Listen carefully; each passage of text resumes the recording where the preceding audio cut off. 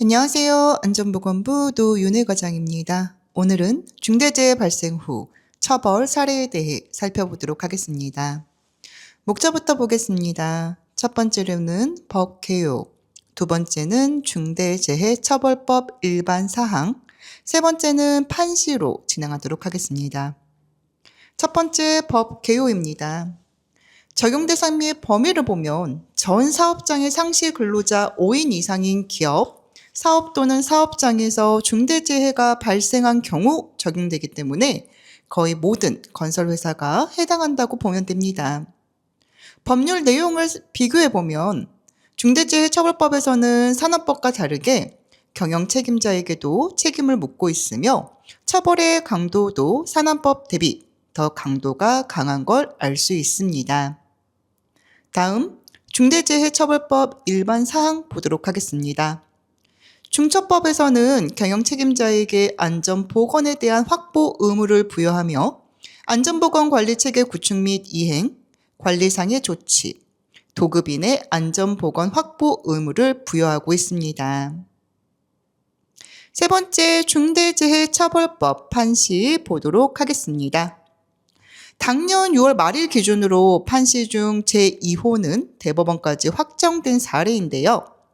2호의 경우 제조업이며 23년 4월 26일 선고가 되었고 방열판에 재해자가 부딪혀 사망한 사례인데 징역 1년으로 법정 구속되었습니다.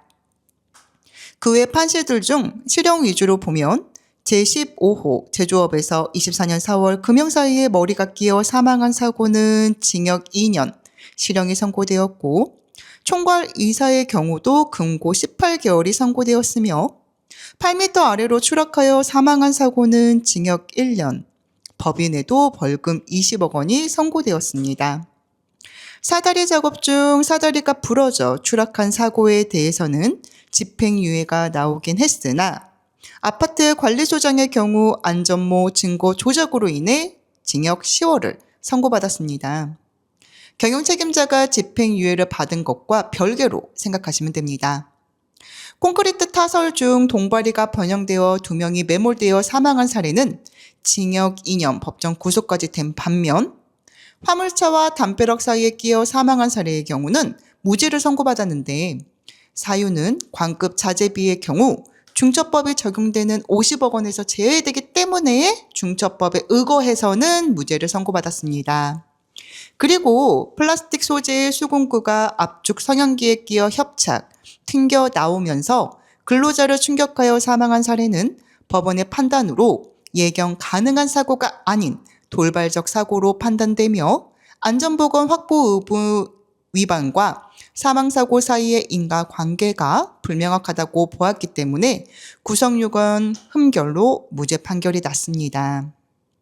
크레인 상부에서 60m 아래로 수직 낙하한 와이어 철제 소켓의 머리를 맞아 사망한 사례에 대해서는 건설업 50억 미만으로 원청과 하청 모두 무죄가 선고되었지만 해당 조선소장은 징역 1년, 실형이 선고되었고 항옥 항습기 내부 폭발로 비례된 철문이 재해자의 머리를 충격해 사망한 사례는 경영 책임자는 집행유예를 받았으나 작업 총괄자는 징역 1년, 실형을 받은 만큼 경영 책임자 외에도 현장 총괄 담당자들 또한 안전에 각별한 주의를 기울여야 합니다.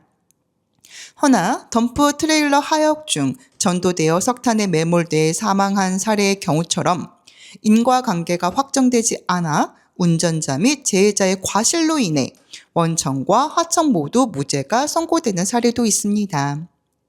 이와 같이 예측할 수 없는 사고가 발생될 수 있습니다. 다만 그 상황에서 경영 책임자 및 현장 책임자, 작업자 모두 안전에 신경 쓰고 원칙을 지키며 주의하여 작업하였음에도 발생한 사고에 대해서는 책임을 묻지 않는다라는 걸 필히 인식해 주시면 좋겠습니다. 안전보건 확보 의무별 위반 건수를 보면 유해 위험 요인의 확인 및 개선 위반이 가장 많고 그 다음으로는 안전보건 관리 책임자 등의 평가, 종사자의 의견 청취 순인 걸 알 수 있습니다. 결국 현장에서의 유해 위험 요인을 확인하고 개선해야 되는 상황이 제대로 이루어지지 않고 있다는 말이죠. 어떻게 안 되고 있는지를 보면 각 사업장 특성에 맞는 유해 위험 요인을 확인하여 개선해야 하는 절차 자체가 수립되어 있지 않고 위험성 평가에 대한 지침은 있으나 형식적이라 실효성이 없고 실제 근로자의 참여가 없어 더욱 형식적으로 보인다는 거죠.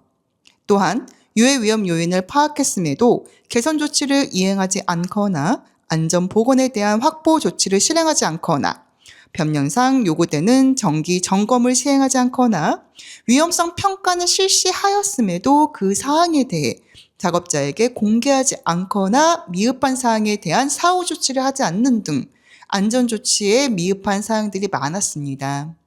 그렇다면 상기 사항들에 대해 사측에서 적절한 조치를 하며 안전한 작업 환경을 확보하기 위해 노력했다면 어떤 결과가 있을까요?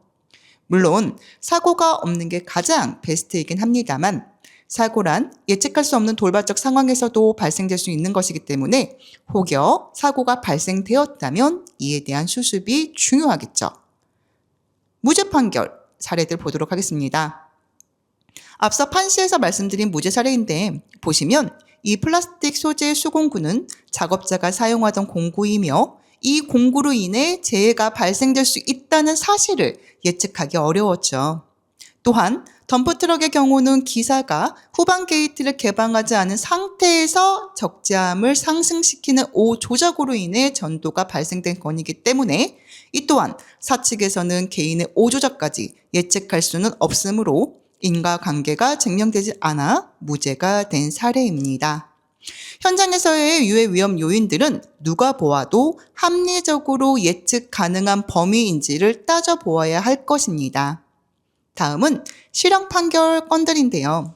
이 5건의 실형 판결 사유를 보면 위험성 평가 절차 규정이 마련되어 있지 않거나 사업장의 특성에 반영되어 있지 않고 작업자들 또한 위험성 평가에 대한 절차 및 규정을 모르거니와 직접 참여하는 일 없이 일방적 통보만 받았습니다.